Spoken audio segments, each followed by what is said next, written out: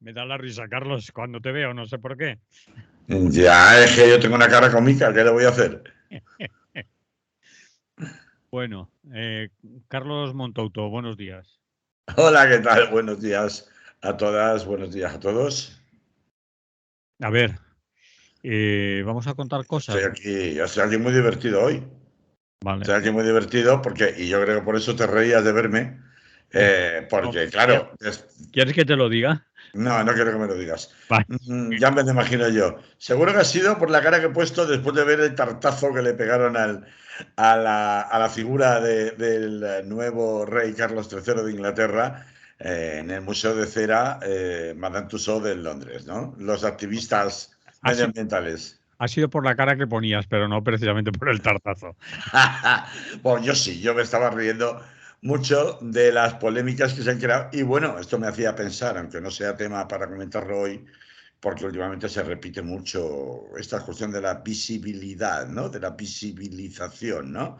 Y esta secuencia de activistas medioambientales realizando performance, bueno, como yo sé que no te gustan los anglicismos, Sí. pues, ¿cómo le vamos a llamar? Eh, Escenificaciones, Edificaciones. escenificaciones puramente situacionistas, ¿no? En donde realmente simulan tirar o arrojar pintura a obras de arte especialmente reconocidas en grandes museos, cuando en realidad ningún perjuicio van a causar a la obra de arte porque están todas protegidas por mamparas y por Cristal. transparentes y por cristales y por un montón de medidas de seguridad, con lo cual es un poco un chiste todo, ¿no? Es decir, y sin embargo, se montan unas polémicas, unas historias que uno piensa, a mí me hace recordar esto, pues algunos de los eventos o de las también escenificaciones de movimientos como Femen, ¿no?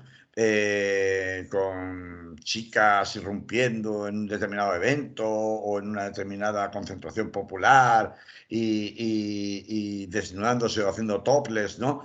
Para llamar la atención, que realmente no le hace plantearse toda esta clase pues eso, de escenificaciones cuasi cómicas, ¿no?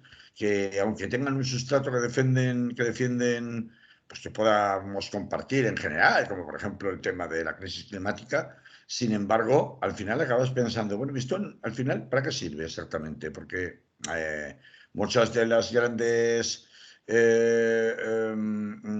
demostraciones situacionistas en los años 60, los años 50, finales de los 50, 60 y primeros 70, sí, sirvieron para llamar la atención, para que se virtieran ríos de tinta, para inspirar a algunos movimientos contraculturales importantes, pero realmente no terminaron por sí solos, desde luego, de transformar nada. Es decir, que de la visibilidad, que es una palabra, o visibilización, que es un palabra que se ha repetido hasta la saciedad en la década pasada, del 2010 al 2020, a estos eventos que estamos viendo ahora mismo ya, pues uno tiene que pensar, ¿realmente para qué sirven? ¿Será verdad que está detrás George Soros y la Agenda 2030, que es una mascarada, como acusan muchos, que es una mascarada en cuanto a que habla de esto, que mientras tanto no hablamos de lo que verdaderamente es importante? ¿Tú qué dices, Manolo? Yo creo que lo que logran, lo que buscan, lo logran, que es visibilidad, salir en los medios, que hablen del tema, ¿Pero pero para qué vale? la desgracia es que hablan más del zumo de tomate que le echan o de zanahoria que del problema que denuncian. Es decir, se quedan mirando el dedo que señala la luna y no Y hablan de la eso, luna. y No, eso, Manolo, ¿no crees tú que lo que acaba haciendo al final, a base de repetir esperpentos de este tipo, que además, ¿quién ha decidido que de pronto haya una guerra contra los símbolos culturales? O sea, ¿por qué de pronto, para llamar la atención mediática, este tipo de actuaciones se producen contra símbolos culturales? hombre, ¿Por qué los símbolos culturales y no, qué sé yo, eventos deportivos como el fútbol, por poner un ejemplo, o los premios Grammy, por en el, poner un ejemplo, ¿no? en el fútbol las trincarían inmediatamente y no tendrían la oportunidad y ya está muy visto.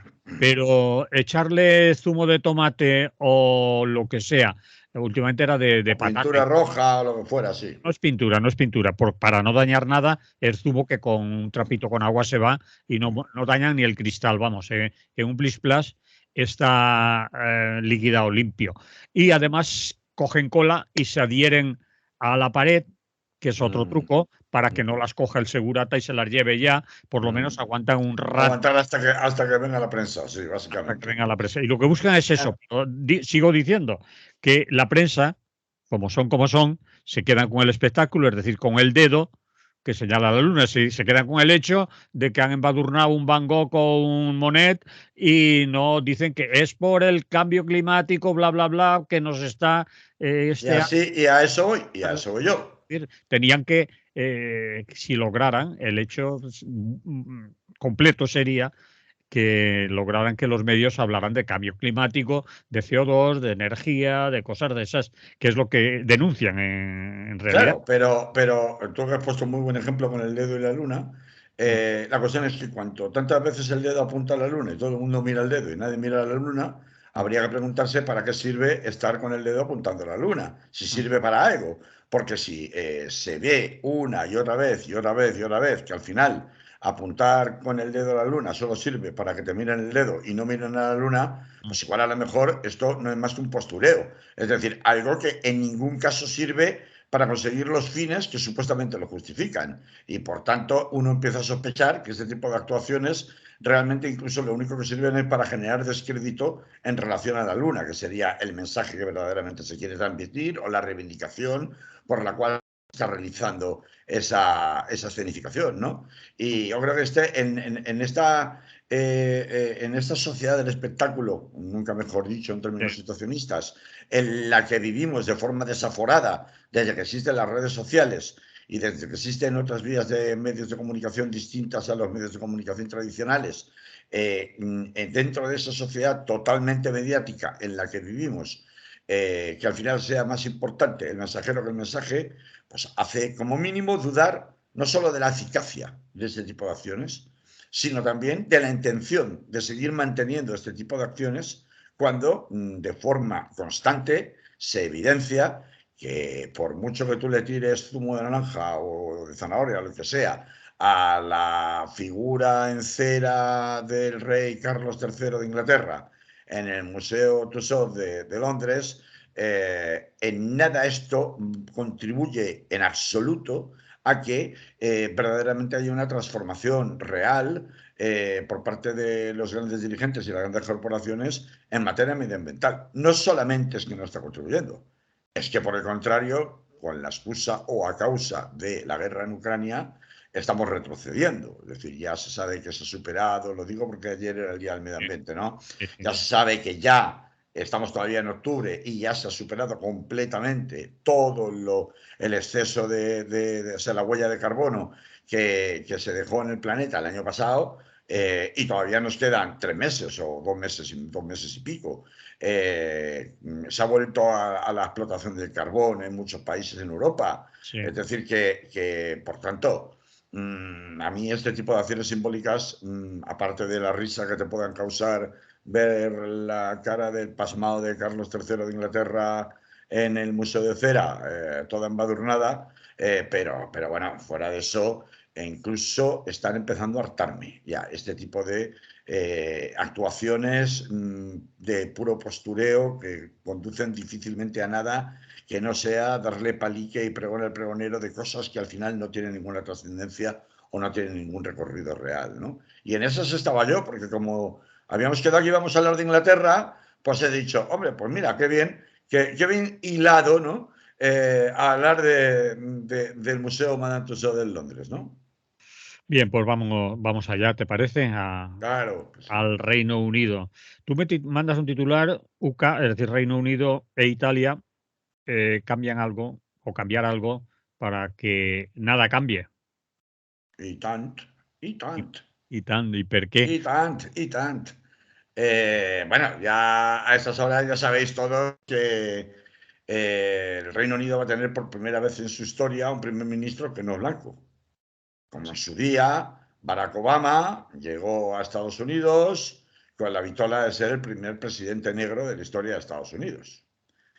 ¿Cambió algo? Hombre, alguna cosa con Barack Obama cambió, alguna. En política internacional no solamente no cambió nada, sino que fue a peor, ¿no? Sí. Pero va a cambiar algo porque el señor Rishi Sunak, que es como se llama, o Sunak, acabe convertido en el primer ministro, por un lado más joven y por otro lado el primero de origen o etnia no blanca en el Reino Unido, pues bastante evidente que nadie de la China. Sin embargo, nos van a contar, hablando de postureos y de efectismos mediáticos, nos van a machacar constantemente con bueno, pues el colorido que le trae a la política británica el hecho de que haya un primer ministro de origen hindú por primera vez en la historia, ¿no? Esto soslaya, sin embargo, algunos elementos que hay que tener muy en cuenta, más allá del colorismo.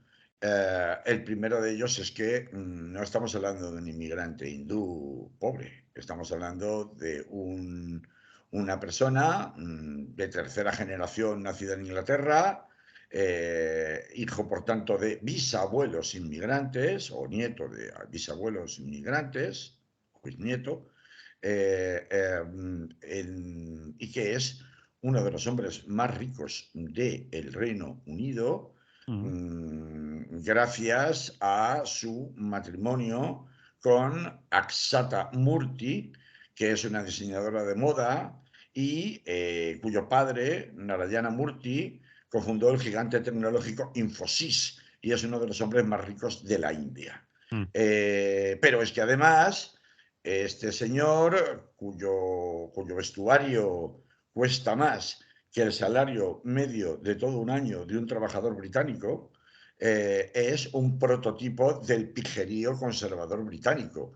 Fue a la Winchester School, que es la escuela para los nuevos ricos, perdón, para los nuevos ricos, para los que pretenden, como hijos de ricos, llegar a la política. De hecho, él llega a primer ministro, me parece que es con 42 años o 40 y pico, pero él entra en política hace nada. O sea, cuando digo nada es prácticamente hace nada. Este señor había trabajado, bueno, estudió en la Universidad de Oxford, no cualquiera puede acceder a la Universidad de Oxford, trabajó como analista de inversiones, cómo no, en Goldman Sachs y en dos fondos de cobertura antes de convertirse en miembro del Parlamento en 2015 y pues acabar en 2019 ocupando a principios de 2020, con solo 39 años, ocupando el puesto de ministro de Finanzas en el Tesoro de Gran Bretaña con Boris Johnson en la cabeza. Es un delfín, un paladín de Boris Johnson, aunque muchos le acusaron de que había sido uno de los principales cabecillas que forzó la caída, la dimisión de Boris Johnson, ¿no? A ver, este hombre como personaje público y para saber qué podemos esperar de él, tenemos que saber que consiguió una gran popularidad como ministro de Finanzas porque es el que se ocupó precisamente de todo el soporte económico a la población durante la pandemia. Entonces gastó cientos de miles de millones de libras en medidas de emergencia, incluyendo el pago de salarios de personas, la organización de generosos programas de subvenciones y préstamos para empresas, y de alguna manera fue el que encarnó el Papá Noel del cheque, ¿no? Durante el tiempo de pandemia. Pero una vez pasada la situación excepcional de la pandemia y ya con el Reino Unido definitivamente fuera de la Unión Europea, con un Brexit que no puede calificarse más que de duro, porque al final es lo que ha sido, sobre todo en Irlanda, en la frontera de Irlanda, República de Irlanda, la Irlanda católica que pertenece a la Unión Europea, y el Ulster o Irlanda del Norte, que sigue perteneciendo al Reino Unido, pues acabado ese proceso, digamos, de financiación pública como nunca se había conocido de forma excepcional durante la pandemia, llegó el momento de los recortes y de los ajustes. Y bueno, pues Sunak perdió contra Liz Truss. Perdió contra Liz Truss porque Liz Truss, primero, tenía más apoyo entre las bases Tories, porque entre las cosas prometía la santa bajada de impuestos de forma masiva. Mientras que Sunak, pues como veis, fiel heredero de la ortodoxia neoliberal, producto de sus estudios en Oxford, producto de luego haberlos afilado en la Universidad de Stanford en Estados Unidos, o otra universidad para la élite súper rica del mundo, donde conoció precisamente a su mujer, la señora Murty, la rica heredera. Y por último,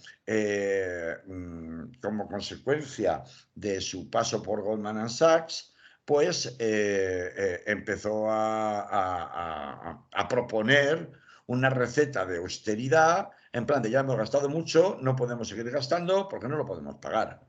¿Qué ha sucedido? Pues ha sucedido que el partido Tory, el partido conservador británico, de forma populista, a la salida de Boris Johnson, elige a Liz Truss. Liz Truss nombra a un ministro de Economía que anuncia bombo y platillo un programa masivo de reducción de impuestos y al mismo tiempo una expansión del gasto. Una expansión del gasto quiere decir que voy a incrementar el gasto público, entre otras cosas por las necesidades de salir de la crisis provocada por la pandemia y de una situación que se anuncia de posible recesión. Pero esto lo hace en plena guerra con Ucrania, con unos desembolsos en gastos militares que en el caso del Reino Unido es enorme, y pues los mercados literalmente la tumban. Son los mercados los que la tumban. Y cuando te digo, Manolo, que son los mercados los que tumban a Liz Truss, no es el partido conservador el que lo tumba. Tengo que decirte que seguramente esto no lo sepas o no, o sí, no lo sé, que lo primero que ha hecho la calificadora estadounidense de riesgo de deuda, Moody's, cuando se ha conocido el nombramiento por deserción de los demás, tras el mal chiste de este pasado fin de semana, donde parecía que Boris Johnson podía volver a ocupar el número 10 de Downing Street, donde reside el primer ministro habitualmente. Pues lo primero que ha hecho cuando ha conocido Moody's el nombramiento definitivo de Rishi Sunak ha sido rebajar la calificación de la deuda del Reino Unido de estable a negativa de golpe. ¿Hay un comentario? No lo sabía. Pues eso es de la agencia Moody's de ayer, lunes, cuando se supo a la hora, a las 2 horas, a las pocas horas de saberse que Rishi Sunak se quedaba definitivamente, era el candidato proclamado sin necesidad de elección. Esto será una derivada muy importante. ¿Cómo es posible que alguien con una importancia todavía en el mundo entero, tan determinante como quién sea elegido primer ministro del Reino Unido, pueda ser elegido por solo 100 personas, sin más, es decir, sin ningún proceso democrático previo? ¿Personas te Pues, refieres a avales necesarios? Los avales. no, me refiero a esos avales están prestados por personas. En ese Vale. caso, diputados, él tenía cerca de 200. Sí, Y los demás no alcanzaban los 100, con lo cual sí. no ha habido posibilidad de competencia. Pero aún así es que además, claro, no deja de ser bastante sintomático que al final es una pequeña élite del Partido Conservador quien pone y quien quita, cuando en realidad, como estamos viendo con el golpe que le ha metido Moody's, como para que aprenda quién manda, ¿no? Leía ayer al ver la noticia, ¿no? Para que aprenda Rishi Sunak quién de verdad manda y aprenda en el Reino Unido quién realmente manda, que es la City londinense y Wall Street, por extensión. Hay que saber que a partir de ahora el Reino Unido va a tener que pagar mayores intereses a la banca de Estados Unidos por su deuda, al haberle disminuido la calificación de la deuda de golpe, que ha pasado de estable, es decir, de cero, ha pasado a un A negativo, ni siquiera, o sea, a un negativo.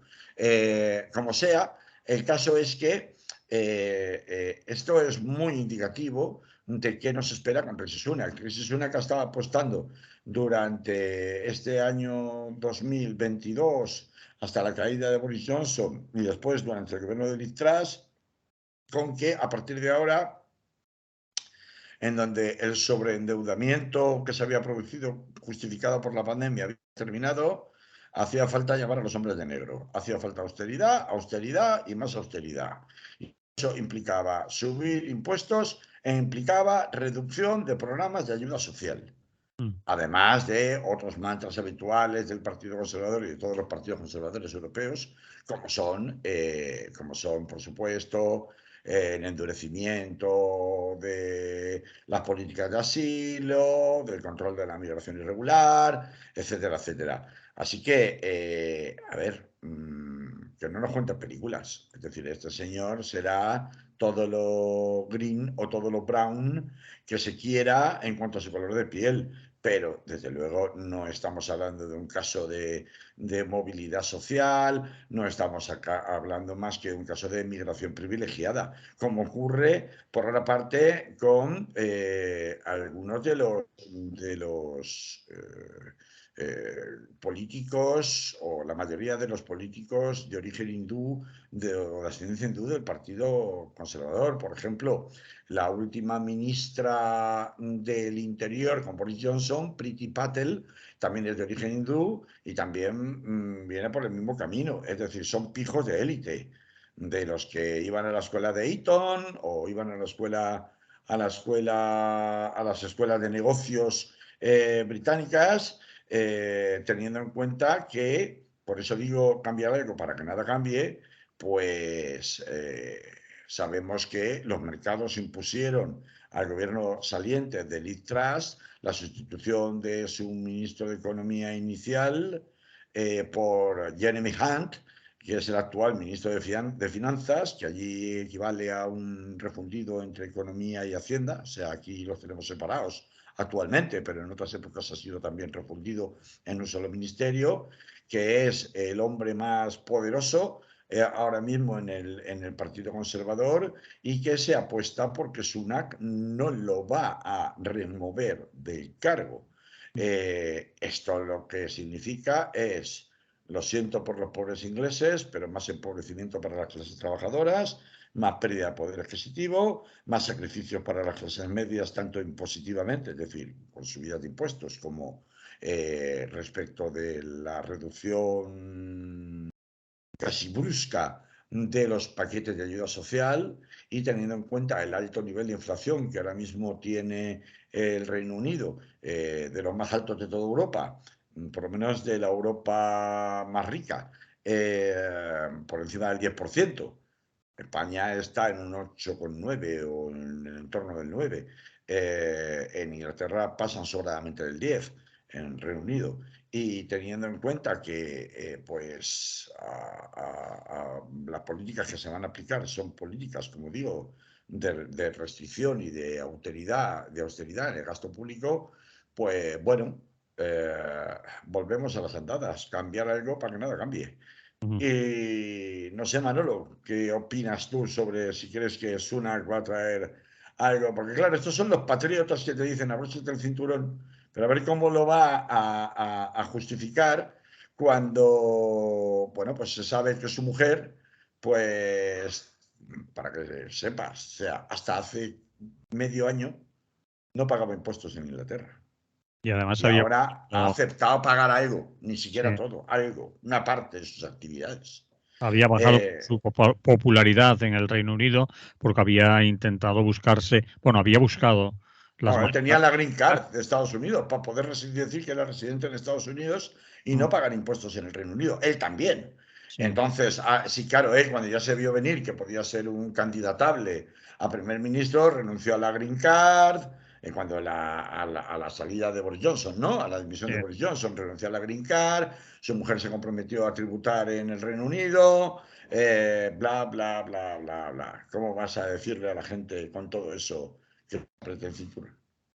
Entonces, tiene un verde por delante considerable, sobre todo cuando agencias como Moody's te lanzan un aviso para navegantes que suena como una traca de fallas, ¿no? En la plaza del ayuntamiento, ¿no? En la mascletá, diciendo, cuidadito con lo que haces, que el que manda soy yo, somos los mercados. Es el mercado, amigo, te Mm. recuerdo.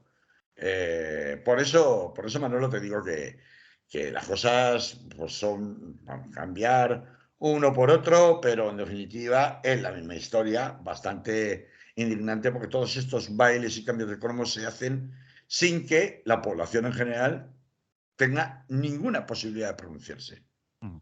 Después de, vamos a ver, ya el circo máximo era ya la posibilidad de que Boris Johnson se hubiera acabado presentando. Y si no lo ha hecho, no ha sido por falta de popularidad, sino que ha sido porque tiene ya a la mayoría de los miembros en el Parlamento de su propio partido enfrentados contra él por múltiples humillaciones y persecuciones de los que fueron objeto cuando Boris Johnson trataba de salvar su cabeza a toda costa por las famosas COVID parties, ¿no? Por las famosas fiestas del COVID, ¿no? Es decir, es ya de una indignidad que demuestra que la política la hacen pues, las élites para quienes las hacen y que de esa fórmula, al menos en el Reino Unido, no se escapan, Manolo. Y casi un Y poco lo mismo pasa en Italia, ¿eh? Dime, eso es dime. porque habías puesto Italia. Te lo digo porque vamos por el minuto casi 30 ya del programa, así que Pues sí, porque bueno, en Italia mucho ruido, pongan nueces, ya tenemos gobierno, ya está Giorgia Meloni. ¿Y qué ha hecho Giorgia Meloni? Pues fíjate, muy lista, porque ha sido muy lista, hay que reconocerle que ha sido muy habilidosa para generar un equilibrio entre partidos con ambiciones tan egocéntricas como las de la Lega de Matteo Salvini o el partido de Berlusconi, ha conseguido primero salvar sin ningún obstáculo el posible filtro que le hubiera podido poner Sergio Mattarella como presidente de la República, que tiene facultades con la Constitución italiana para vetar ministros. sí. Y no se ha producido ni una objeción de Sergio Mattarella. Segundo, ha contentado a sus socios de gobierno. Le ha dado el Ministerio de Asuntos Exteriores, Salvini. gran temor, no, a Berlusconi, Exteriores a Berlusconi, sí, sí, cierto. a Berlusconi, en concreto al hombre de confianza de Berlusconi, a ver si me acuerdo cómo se llama, al hombre, bueno, a la formación de Berlusconi, luego saldrá el nombrecito. Pero lo que ha hecho ha sido sustraerle la mayor parte del contenido de ese cargo, porque ha creado Él una quería, cartera nueva. Berlusconi quería justicia. Ya, pues Y justicia entonces no la dicho que no, no, y porque quería exteriores.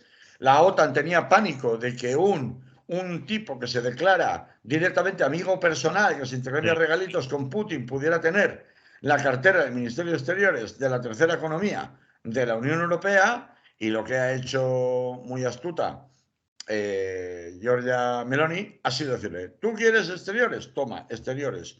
Pero de exteriores te quito todas las competencias relativas con las relaciones con Europa, incluido, por supuesto, Ucrania y Rusia, claro. Y creo una cartera nueva, un ministerio nuevo, bajo mi control, de relaciones con la Unión Europea. Y con Europa, con lo cual, bueno, pues he hecho la torta un pan, ¿no? Con Berlusconi, claro, no quería, pues toma, Ministerio de Exteriores, pero para lo demás. Luego, por otra parte, pues Fratelli d'Italia, que es el partido de Meloni, pues se queda con los ministerios más relevantes, porque se queda con el de Justicia, se queda con el de Defensa y se queda con el de Asuntos Europeos, que es este ministerio, como te decía Manolo, que ha creado de nuevo curso, ¿no? El Ministerio de Igualdad y Familia del gobierno anterior saliente de izquierdas, pasa a ser Ministerio de Familia, Natalidad e Igualdad, también lo controla el partido de Giorgia Meloni. ¿Y qué ha hecho Meloni? En fin, para Salvini, pues sí, cinco ministerios para Salvini, 5 ministerios para Berlusconi. Los ministerios de Salvini, pues bueno, no, no se ha tampoco llevado, son tan importantes, ¿no? no se ha llevado Porque interior Salvini, pues no, porque ¿no? Salvini lo que tiene es el de Economía y Finanzas, el de Educación, el Ministerio de Asuntos Regionales, que me hace mucha gracia eso, por parte de un partido de inspiración secesionista del norte respecto al sur, ¿no? Y por último, el Ministerio de Discapacidad, que es una cosa que me hace mucha gracia, no por nada, sino porque hayan creado un ministerio específico para eso, que suena hecho ad hoc para poder cumplir con la cuota de 5 y 5 que han decidido darle a cada uno de los dos socios de gobierno en el gobierno de Giorgia Meloni, ¿no? Con lo cual ni siquiera trinca el Ministerio de Interior, que también se lo queda Meloni, ¿no? O sea, que Meloni retiene prácticamente todo el poder, sus socios van a ser un poco, si no convidados de piedra, por casi, y a mí lo que me importa es, bueno, entonces todo este barullo, todo este ruido que había con llega alerta neofascista y tal, pero al final ¿en qué queda? Y queda en que lo primero que ha hecho Meloni, tras formar gobierno con el visto bueno de Sergio Mattarella, el presidente de la República Italiana, ha sido llamar a uno por uno a prácticamente todos los responsables de todas las instituciones europeas y decirles, tranquilos, ya tengo gobierno, no voy a mover ni una coma de los compromisos europeos y atlantistas que tenía asumida Italia. Ni una coma. Y lo primero que ha hecho, haciéndose el encontradizo con Emmanuel Macron, que estaba en Roma por no sé qué de unas conferencias y no sé de qué evento, es buscar la foto con él y reunirse con él. O sea, ¿qué están haciendo en Inglaterra y qué están haciendo en Italia? Veremos la política económica en Italia a partir de ahora. Otros que también tienen unos niveles de sobreendeudamiento como nunca se habían conocido antes. Sí, sí, Nosotros también, por cierto, porque aquí parece que dame, papá Estado, pero luego ese dame, hay que pedirlo prestado y luego hay que devolverlo. Y luego pasa lo que pasa, que los mercados llegan y cuando quieren te ajustan el nudo en la garganta y te dicen, paga. No, que pagues. Ay. Ya no lo hicieron, te recuerdo, en 2010, cuando solo 3 años antes Zapatero nos decía que estábamos ya directamente jugando las semifinales de la Champions y que habíamos adelantado a Italia en Producto Interior Bruto y en crecimiento, en definitiva, dentro de la Unión Europea. sí. Por tanto, vamos a ver, no sé qué política van a aplicar en Italia, me refiero a política económica, pero me imagino que va a seguir también la ortodoxia que dice Bruselas y mientras, como ya avisábamos en programas anteriores, no cruce las líneas rojas del atlantismo, de fidelidad al atlantismo más declarado, incluso por si no quedaba suficientemente claro, Giorgia Meloni llamó a Zelensky directamente ella, ¿eh? Y habló con Zelensky para asegurarle que nada, que vamos, que toda su ayuda y que no tuviera ninguna duda de que iba a continuar su apoyo militar expedito y expreso dentro del contexto de la Unión Europea. Pues mientras no cruce esa línea roja y no cruce la línea roja del dogma de ajuste neoliberal que se va a imponer en cuanto nos descuidemos, y aquí parece que eso se nos olvida, pues en Inglaterra ya lo están haciendo, pues eso, que mismos perros con distintos collares. Y por eso, un poco el repaso de hoy a los movimientos que ha habido de caras en gobiernos tan importantes como el británico o el italiano. Muy bien, pues dejamos este tema aquí, ¿te parece? Claro que sí. Pues vamos al número 2. La policía atasca la reforma de la ley Mordaza. ¿Qué quieres decir con que la policía? Pues que está la cosita calentita. Porque ¿qué están haciendo los maderos? De todo. Bueno, Pues amenazar periodistas. no me digas. Sí, hombre, pregúntale a Miquel Ramos, pregúntale a otros periodistas de La Marea, por ejemplo, donde hay unos grupos supuestamente cercanos a Jupol en Twitter principalmente que se dedican a, bueno, sugerir la posibilidad de que se les haga una visita, sin indicar en qué términos, que por supuesto ha de deducirse que no serían muy amistosos. Sobre todo si el que te lo hace es un uniformado que tiene placa y la capacidad de sancionarte, por ejemplo, con la Ley de Seguridad Ciudadana, porque piense que está siendo poco respetuoso con la policía, ¿no? Y esto que estoy contando, a modo de mero ejemplo, de mera foto para ilustrar el Pero ¿qué ha contenido de pasado este concretamente, espacio. qué ha pasado concretamente con la marea? ¿Por qué lo has nombrado? ¿Por qué has sacado la marea aquí? ¿Ha sido algo Pues específico? hay dos periodistas de La Marea, o que Mm, colaboran con La Marea. Uno se sí, llama Dani Domínguez y el otro es muy conocido porque es valenciano, que es Miquel sí, Ramos, sí, sí. ¿vale? Que son objeto de ataques constantes, un día sí, otro también, por parte de foros policiales o parapoliciales pues prácticamente invitando a que agentes policiales en activo les vayan a hacer una visita. ¿Te Eso es muy parece poca fuerte. amenaza? ¿Te parece poca amenaza? Suena muy fuerte. Bueno, pues no suena tan Eso fuerte está escrito, cuando, eso está hombre, escrito, hombre, hombre, claro, y o publicado. lo intuyes tú No, o no, sí. no, no, no, no, no, no, no, vamos a ver. Mm. A ver, espérate, pues no es tan difícil. Hay un grupo que se llama Policía Siglo XXI, Ah, escrito SXX1, siglo XXI. Policía Siglo XXI, lo podéis buscar en Twitter y lo leéis. Y veis las fotos, veis lo que dicen. Entonces, no es que me lo invente yo ni se lo inventa Miguel Ramos. ujú. Pero bueno, eso que te ha parecido fuerte no es más que una de tantas actuaciones totalmente, en fin, que a nosotros no parecen fuera de este tiempo y de esta época, pero que sin embargo son el pan nuestro de cada día, nos guste o no nos guste. Nos guste o no nos guste, como son, por ejemplo, pues que el mismísimo Marlaska haya tenido que justificar en la prensa el cese del jefe inspector jefe de policía de la Comisaría Centro de Valencia, después de sus declaraciones sobre la delincuencia y los inmigrantes en un acto electoral de Vox. El hecho de haber encontrado ayer aquí en el mismo, en la misma tertulia del Iure Directe, pues se daban varios casos más, como el policía de Paterna, o sea, como el tema de la policía de Paterna, como el tema de del policía que le habían encontrado 200 kilos de coca.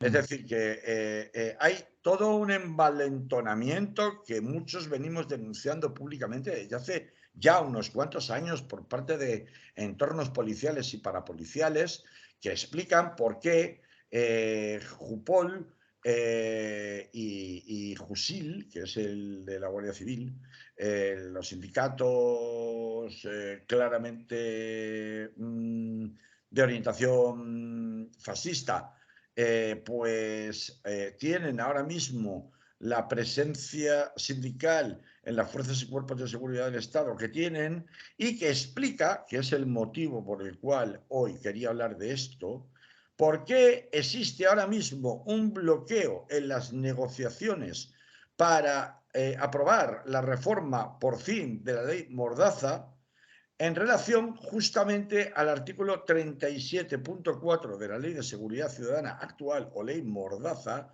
que es justamente el artículo o el precepto donde se recoge el castigo por faltar al respeto a policías. Este artículo ha permitido imponer el segundo mayor bloque de multas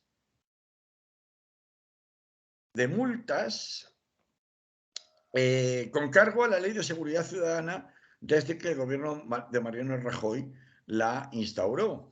Y ha generado o está generando este artículo precisamente el de para que te hagas una idea, en 2021, el último año, 26.254 multas, solo por el artículo 37.4 que dice que se consideran infracciones leves y por tanto con multa de 0 a 600 euros, las faltas de respeto y consideración cuyo destinatario sea un miembro de las fuerzas y cuerpos de seguridad en el ejercicio de sus funciones de protección de la seguridad, cuando estas conductas no sean constitutivas de infracción penal, porque si no, entonces es delito y se juzga por la vía penal. ¿Y esto qué quiere decir? Pues que en la práctica cualquier agente puede multar sin ningún trámite y a su mera discreción a cualquier ciudadano que considere que le ha faltado el respeto, contando con veracidad la versión del uniformado.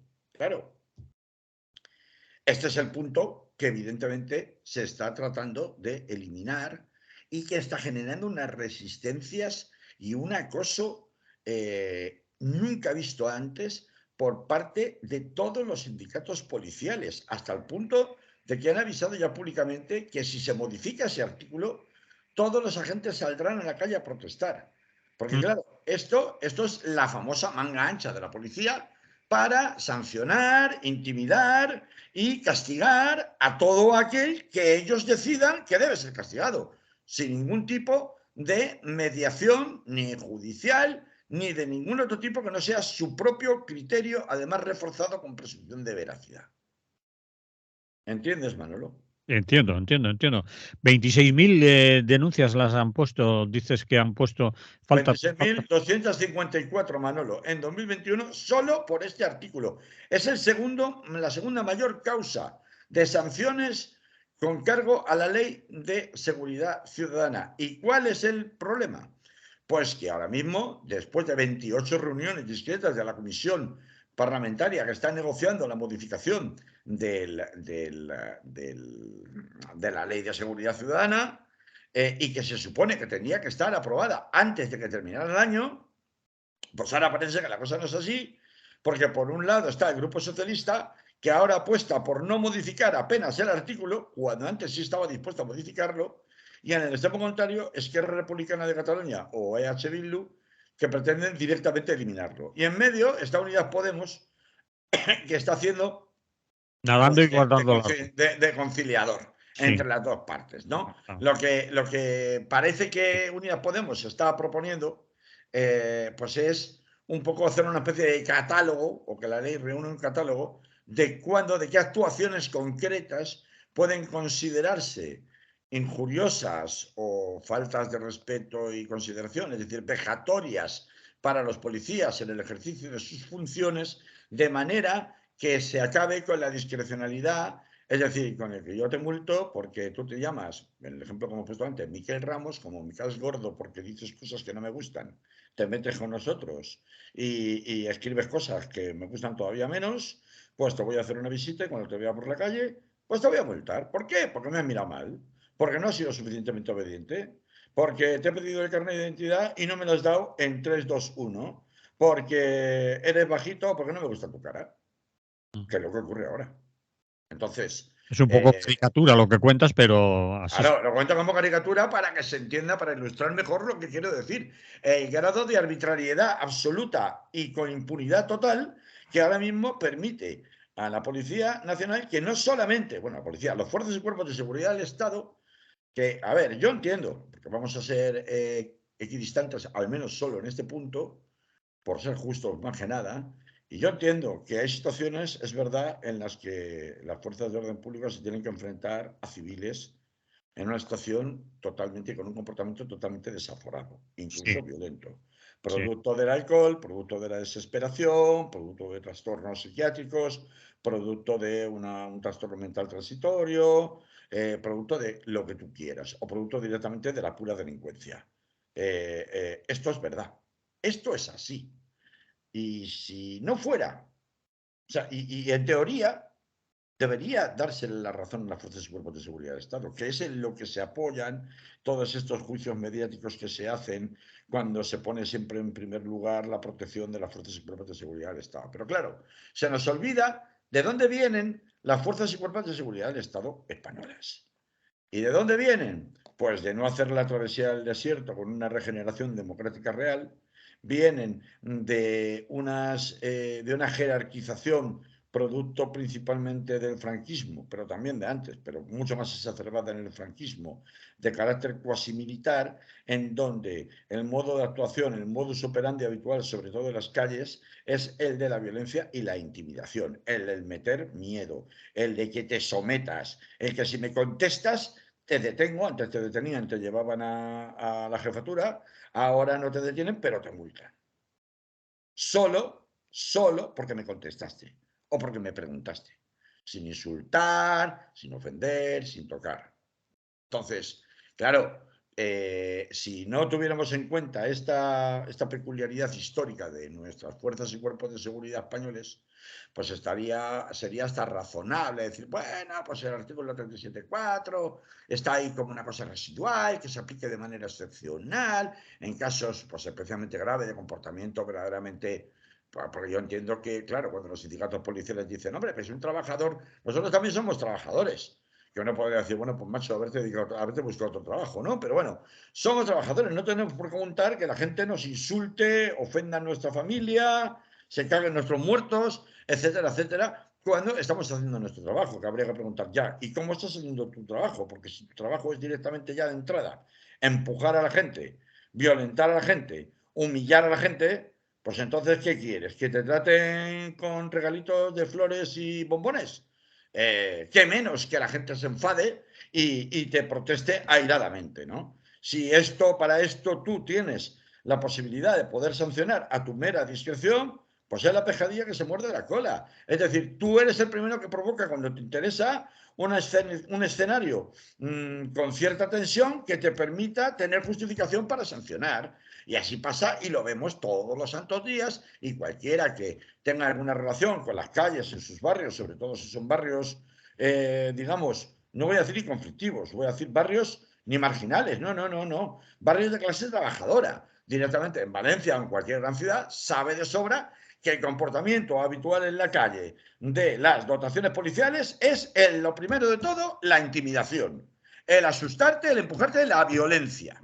Lo primero a la hora de dirigirse a los ciudadanos.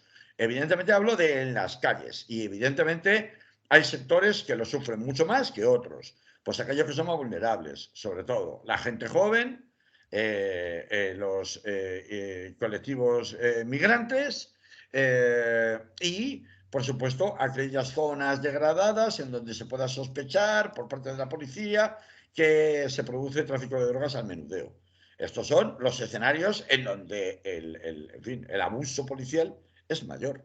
Entonces, claro, que además, mientras se está negociando directamente un día sí y otro también, no solamente se esté tratando de intimidar a los pocos periodistas que de manera notable les desenmascaran, a los policías fascistas que anidan dentro de nuestras fuerzas y cuerpos de seguridad, sino que además se esté lanzando un órdago directamente a todo el Congreso de los Diputados, a todo el Congreso de los Diputados, en el sentido de, como toques ese artículo, es decir, nuestra impunidad para sancionar y nuestra discrecionalidad absoluta para sancionar, te declaramos la guerra, pues claro, dime tú qué gobierno se atreve, estando en vísperas de elecciones, a ir a una guerra contra sus fuerzas y cuerpos de seguridad del Estado. Por eso el PSOE se ha echado atrás. Y por eso, mucho me temo que no vamos a llegar a ver la modificación de la Ley de Seguridad Ciudadana, porque ya no hablaban de derogación, ahora modificación, y ni eso, a este paso, o se saldrá adelante una reforma de la Ley de Seguridad Ciudadana, de la Ley Mordaza, pues absolutamente descafeinada en el mejor de los casos, sobre todo si se tiene en cuenta el anuncio de Esquerra Republicana y de otros socios del gobierno de coalición de dar por amortizado a partir de febrero el actual gobierno, ¿no? Con lo cual ya sí que se entra definitivamente en periodo preelectoral, en donde parece muy difícil que el PSOE se vaya a atrever a un enfrentamiento frontal con todos los lobbies de presión y todos los bulos, la desinformación y también todos los altavoces mediáticos de la caverna que se dedican a aumentar todavía más, bajo su lupa, las reivindicaciones policiales, ¿no? Y ese es el panorama en el que estamos. Yo creo que había que contarlo porque, claro, ya son muchas cosas, ¿no? A la luz, Manolo, no sé qué te parece a ti o te ha parecido a ti de lo sucedido aquí en Valencia con el inspector jefe de la comisaría Centro y de todas las manifestaciones en los entornos corporativos policiales de solidaridad con él. En plan de esto es un de propósito y esto es solamente el gobierno y su línea ideológica y no tenemos libertad de expresión y bla, bla, bla, bla, bla, bla, ¿no? En fin, lo que me parece es lo que te parece a ti y lo que le parece a mucha gente. Yo de eso no, yo creo que está claro lo que podría opinar, pero yo quería decirle al PSOE, a Unidas Podemos y alrededores que valoren mucho si aceptan la presión de las policías o fuerzas de cuerpos de seguridad del Estado en lo de la ley Mordaza y no son capaces de aguantar la tensión o, entre comillas, chantaje que le puedan hacer, cuánto equivale eso en votos y el cambio, es decir, en cambio, cuánto equivale en votos el no modificarla. ¿Cuánta gente se puede quedar en su casa o no votarles o decir iros al carajo si la ley de seguridad ciudadana, la ley Mordaza, no se llega a, ya como tú dices, a, bueno, que se queda solo en una modificación, no se deroga para nada, que valoren, que pongan en la balanza, bueno, la policía por aquí me hace esto, y por el otro lado está cuántos votos, cuánta gente puede quedarse en su casa y dejar de acudir a las urnas municipales o generales si yo no consigo una de las promesas electorales que eran más importantes para sectores importantes de la población, ¿eh? La ley de seguridad ciudadana está ahí tapada, casi no se habla de ello, no salen las tertulias, pero hay un sector importante de la población que se mueve o se moverá en las urnas por la ley Mordaza. Bueno, tengo que decir para la gente que nos esté viendo en Facebook que no penséis que el señor que habla es un fantasma. Ya sé que no le veis la cara, Hola. pero ahora sí le veis la cara, ¿ves? Es un señor de carne y hueso el que acaba de dar acaba de contar estas impresiones, ¿no? Que es lo que compartimos en general muchos, ¿no? Lo chocante, Manolo, no chocante, sino lo verdaderamente preocupante es que además esta gente que apoya, tiene esta mentalidad de chantaje al Estado, directamente, como me toquéis ese artículo que es el que me permite a mí tener impunidad, prepararos para la guerra, no solamente le hacen chantaje al Estado, es que además va por ahí en plan matón, intimidando a personalidades públicas o periodistas que levantan la voz justamente para denunciar pues sus abusos, ¿no? Y no cabía Y, decir aquello de que esos son sectores minoritarios dentro de las fuerzas y cuerpos de seguridad del Estado y que tal, que por eso no podemos hacer la categoría de toda la policía, toda la Guardia Civil, que fíjate, están en situaciones muy difíciles y siempre los tenemos a nuestro lado para ayudarme. Es que no puedo, no, se me va. Pero en fin, es se un te calienta la boca, se te calienta la boca, no, se Manolo, me va es la risa, normal. se me va la risa, pero es un argumento que utilizan, es decir, oye, que esos son minorías dentro del cuerpo, los que llevan la banderita no son todas, los que llevan la banderita en la culata de la pistola son unos cuantos, pero son ya muchos, ¿no? No, Es- bueno, vamos a ver, la prueba es la tremenda implantación, casi de un día para sí, otro, son mayoritarios. claro, Claro, de sindicatos de clara afiliación, bueno, de claramente filonazis, ¿no? sí, sí, O filofascistas, ¿no? sí. Como son Jupol y todos sus derivados de Jupol, ¿no? Eso es lo que mi Esto es lo argumento. preocupante, claro. Mi argumento de antes se desmonta porque estos señores que han votado, si son 4 o 5, ¿cómo es que su sindicato mayoritario sea Claro, este? antes era el sub, ¿no? Pero es que el sub en Unificar. sus declaraciones se suma igualmente, es decir, han conseguido escorar tanto hacia la extrema derecha todos los sindicatos policiales que estamos en una situación en la que vamos, o sea, no hay muchas diferencias entre lo que dice sub y lo que dice Jupol, ¿no? Sí, claro, por no perder votos, por no perder en las elecciones sindicales, por no perder representación dentro del cuerpo, pues Pues lo de siempre, querido. sí, sí, sí, sí, lo de siempre. Oye, vamos a seguir hablando de policías en los poquitos minutos y que queda algo para poder Quedan, terminar el programa de hoy. quedan 3.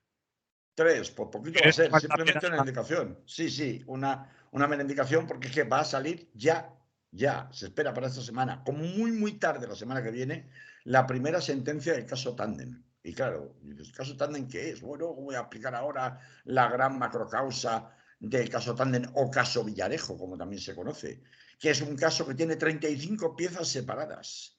35 piezas separadas de las cuales se va a conocer la primera sentencia de algunas de ellas, en concreto del caso Iron, que es la pieza 2, el caso Land, que es la pieza 3, y el caso Pintor, que es la pieza 6.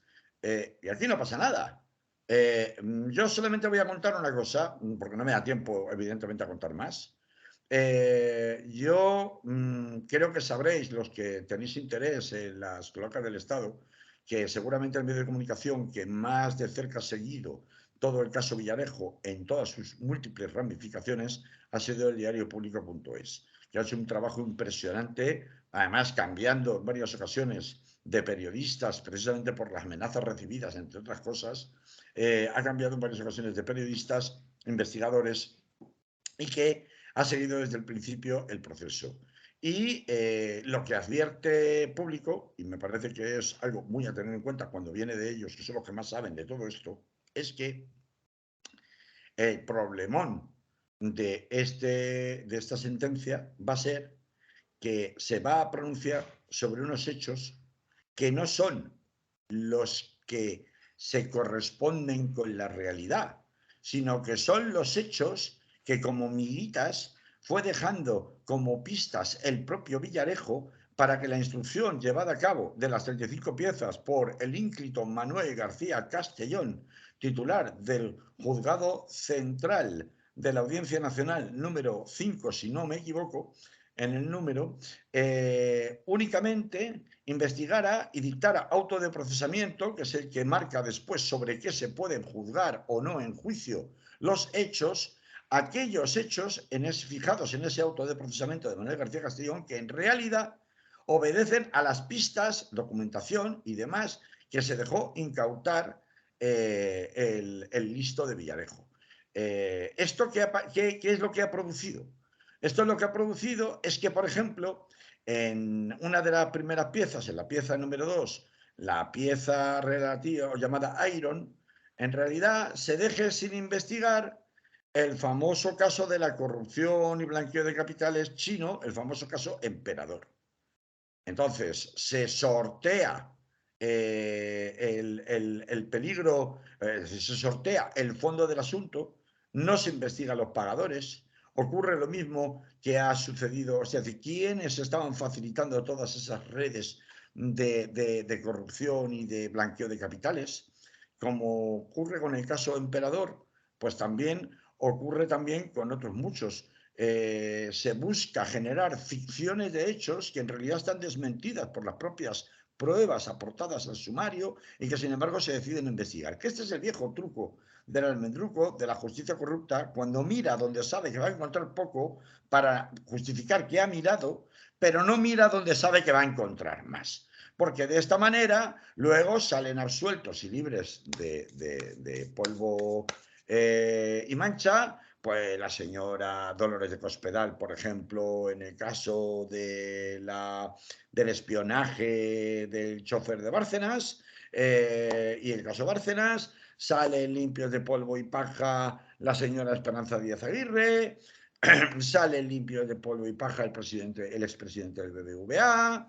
Es decir, claro, cuando yo miro lo que me están diciendo que mire, que es lo que me va a permitir a mí, primero, que no aflore todo. Segundo, que no afloren los verdaderos responsables o partícipes en los delitos, en delitos tan graves como estos, que son verdaderamente las cloacas del Estado. Y tres, me va a permitir a mi defensa, además, porque los hechos que voy a dejar que tú declares probados y por tanto sean esos los hechos que se puedan juzgar, conducen a unas solicitudes de pena inferiores porque los delitos son menos graves que si se hubiera investigado a fondo, pues entonces lo que estoy consiguiendo es una enorme reducción de pena. Es lo que llamaban ya desde el principio de la causa, refiriéndose a la estrategia de Villarejo y de sus cómplices, como los informes parapeto de Villarejo. Es decir, son un juego de espejos en el cual, de máscaras, en el cual yo te estoy mostrando determinados indicios de criminalidad, pero los que yo quiero que tú mires, para que no mires los que no quiero que mires. Y esto con la complicidad del juez instructor de la Audiencia Nacional, señor Manuel García Castellón, que es tristemente conocido por realizar ese tipo de instrucciones, ¿no? Es decir, tiro a lo fácil y me pongo orejeras para no ver, como los burros, para no mirar a los lados y no ver lo que me rodea, ¿no? Por eso sale libre todo el merdé que había detrás del caso Emperador, del famoso empresario chino, dueño prácticamente de la mayoría de la mercancía procedente de China que se vende en España, y los gigantescos, ingentes cantidades de millones de euros de blanqueo de capitales que tenía tejido. Ocurre lo mismo con todo el tema de la constructora SACIR de Luis del Rivero en Madrid, que es una de las principales constructoras con influencia política en España junto con ACS, la de Florentino Pérez, y así sucesivamente. Así que como no tenemos tiempo para más, el que quiera tener más detalles cuando salga dentro de estos días la sentencia y digan condena a Villarejo a no sé qué, pues que se eche unas risas acerca de la justicia española de chiste que tenemos a la hora de investigar de verdad la corrupción y que le eche un vistazo también al caso Villarejo en las páginas de público.es, que es verdaderamente recomendable para saber pieza a pieza el juego de mascaradas que Villarejo ha conseguido vender a la justicia española. Bien, pues aquí lo dejamos, Carlos. Hasta la semana que viene. Que Claro vaya. que sí, hasta la semana que viene. Que vaya bien. Salud. Bien, de aquí ya nos hemos ido de la radio y ahora nos vamos del vídeo porque de la radio, madre mía, 15 segundos no meto yo nada, vamos. Unas risas tuyas enlatadas. Sí. Bien, nos vamos Vale, también de aquí, Carlos.